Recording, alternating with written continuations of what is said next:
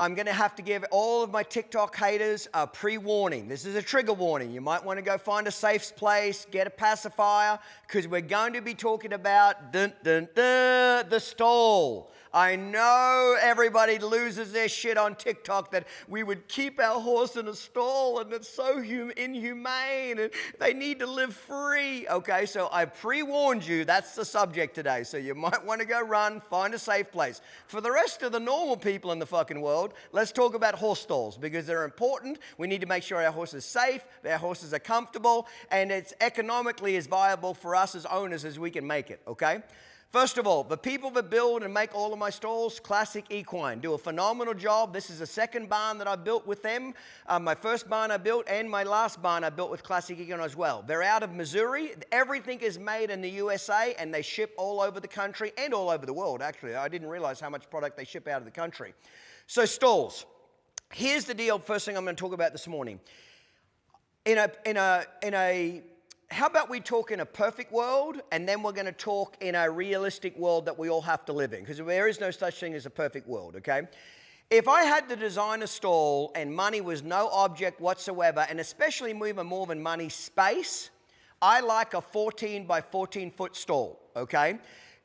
These stalls here are 12 foot by 12 foot, and these are inside diameters, not outside, inside or inside. But 14 feet by 14 feet just gives the horse a little more room, but I know it'll sound stupid, having a little bit more room saves you quite a bit on shavings, because obviously the bigger the area, the less chance the horse has got of spreading their manure around their stall, mixing it in with the shavings, etc. So you'd be shocked actually how much shavings you save, the difference between a 12 by 12 or 10 by 10 and 14 by 14, okay? So that, in an ideal world, 14 by 14. All of my stalls are 12 by 12 inside diameter. Most of the horse shows that we go to are all 10 by 10 stalls, okay? That's a little tight. I don't like that as much, but again, we're only there for, 5 to 10 days at a time, so it's not like they're living in there all the time. And again, everybody that uses horse stalls, when I say everybody, 99% of people, unless the horse has had an injury where the vet says he's got to be on stall rest for 60 days, 90 days, etc., everybody's getting their horses out of their stall. The horses either get ridden every day, they get turned out in a round pen or small pasture, or they get put on the walker. A lot of that will best depend on where you live and the time of year.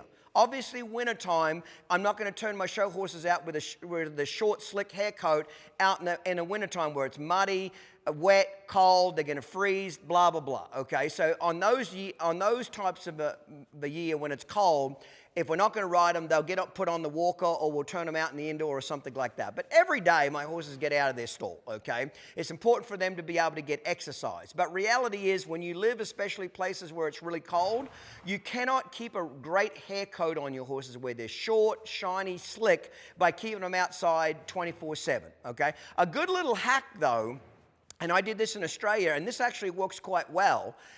If you've got the facilities, if you turn your horse out at nighttime, like, as soon as the sun goes down, and bring him in the morning before the sun, roughly when the sun comes up, and you keep him in a stall or under cover all day, you get the best of both worlds. He'll keep a short hair coat, okay, but he won't get sun bleach. When you leave horses out in the sun 24/7, especially in the summer months, their coat's going to get bleached out and not look as nice, okay? So that's a good little hack there. Turn them out at nighttime, bring them in during the day. Plus your shave-on, shavings, etc., okay? We're running a professional barn here. We've got 28 stalls, so we've got a lot of horses in training. I went with the cinder box stall, so again, I'm losing, close to 8 inches of space there, in between each stall. Well, that adds up. You do that 28 times, that's quite a bit of space. I lose an extra stall or two with using that type of material, okay? So inside to inside, 12 feet. So guys, I hope that helped you. 12 foot by 12 foot inside diameter is a good standard size for a stall that most people will get along with just fine.